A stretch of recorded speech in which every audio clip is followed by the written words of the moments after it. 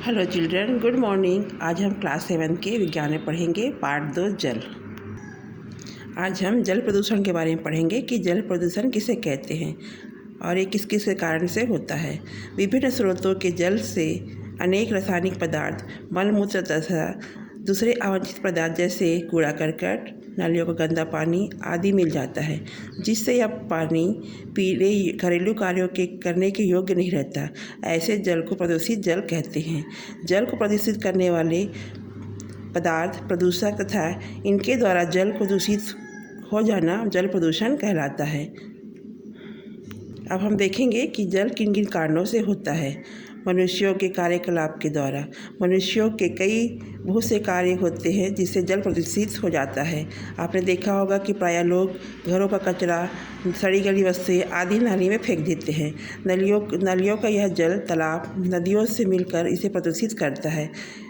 इसी प्रकार नदी नाल तालाबों में नहाकर, कपड़े धोकर, जानवरों तथा गाड़ियों को साफ कर पानी को गंदा करते हैं। इस प्रकार भी जल प्रदूषित हो जाता है।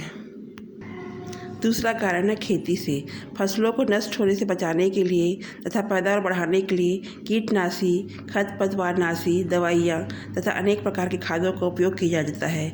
इससे भी जल प्रदूषित हो जाता है। तीसरा कारण है उद्योगों से। विभिन्न उद्योग धंधे में मुख्य पदार्थ निर्माण के साथ साथ कुछ अनुपयोगी पदार्थ, अपशिष्ट पदार्थ बनते हैं। ये अपशिष्ट पदार्थ बहुत हानिकारक होते हैं। इन कारखानों में इन अपशिष्ट पदार्थों को निष्कासित की व्यवस्था उचित नहीं होती तथा ये नदी नाल तालाबों में छोड़ दिया जाता है, जिससे जल प्रदूषित हो जाता है। अब हम देखेंगे कि जल प्रबंधन क्या है। जल हमारे लिए कितना महत्वपूर्ण है, इसका अनुमान हमें तब पता होता है जब हमें यह पर्याप्त मात्रा में उपलब्ध नहीं होता। जल की प्रत्येक बूंद हमारे लिए कीमती है। मानव गतिविधियों में जल स्तर घट रहा है।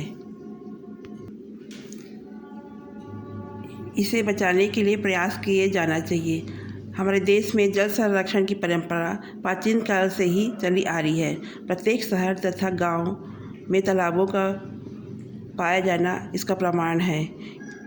किंतु औद्योगिक विकास एवं लगातार बढ़ती शहरीकरण के कारण इनकी संख्या में लगातार कमी होती जा रही है, जो भविष्य में जल संकट का कारण बन सकती है। जल संरक्षण हेतु इसमें आप भी सहयोग कर सकते हैं। इसको हम निम्न प्रकार से बचा सकते हैं, जैसे कि नल खुला रखकर अधिक समय तक दांत मुंह नहीं धोना चाहिए। टपकते हुए बहते पानी के जल को देखकर उसे बंद कर देना चाहिए।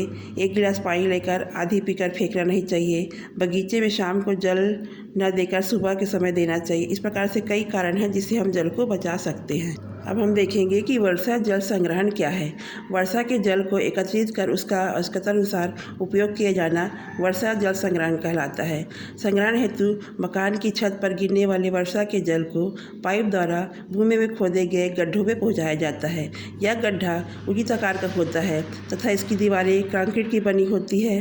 गड्ढे का तल कच्चा होता है, जिस पर क्रमशः मिट्टी रेत की परत चढ़ाई जाती है। यह परत जल के लिए की छलनी की तरह कार्य करता है।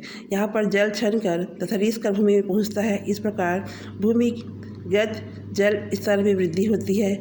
इस जल को हैंडपंप के द्वारा निकालकर उपयोग में लाया जा सकता है।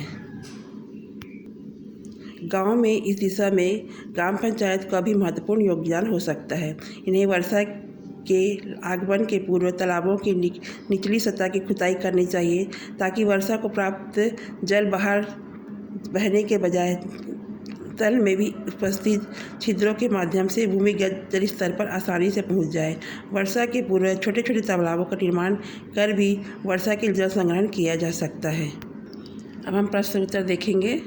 सही उत्तर चुनकर लिखें। वर्षा जल की सतह पर तैरती है क्योंकि इसका सही उत्तर है बर्फ का घनत्व जल से कम होता है। जल में हाइड्रोजन तथा ऑक्सीजन का अनुपात 2:1 होता है। इसका सही उत्तर है आयतन के अनुसार। जल चक्र है वाष्पन तथा संग्रहण की क्रिया। आसुत जल है वर्षा जल। हमें कुछ प्रश्नों के उत्तर देखेंगे कि मनुष्य के शरीर के लिए जल की आवश्यक है। स्वस्थ मनुष्य को शरीर की विभिन्न क्रियाओं के संचालन के लिए जल की आवश्यकता होती है। जल अमाशय में होकर भोजन का पाचन करती है। बचे भोजन का अवशोषण, शरीर में इसका परिवहन, अपशिष्ट पदार्थ का निष्कासन मूत्र और पसीने के रूप में होता है। दूसरा प्रश्न है, आसुत जल से आप क्या समझते हो? यह जल का शुद्ध रूप होता है। आसुत जल बनाने के लिए जल को गर्म तथा वाष्प को संघनित कर जल में बदला जाता है। तीसरा प्रश्न है, जलीय जीवों के लिए जल किस प्रकार महत्वपूर्ण है? जलीय जीवों का आवास जल होता है। जलीय जीव जल में घुली ऑक्सीजन का उपयोग श्वसन क्रिया में तथा कार्बन डाइऑक्साइड का उपयोग प्रकाश संश्लेषण में करते हैं। अतः जलीय जीवों को जीवित रहने के लिए जल की आवश्यकता होती है। चौथा प्रश्न है, जल को सार्वत्रिक विलायक क्यों कहा जाता है? जल में बहुत से पदार्थ घुलनशील होते हैं तथा इसे सार्वत्रिक जल विलायक कहा जाता है। इस प्रकार पार्ट 2 जल पूरा हुआ। Thank you.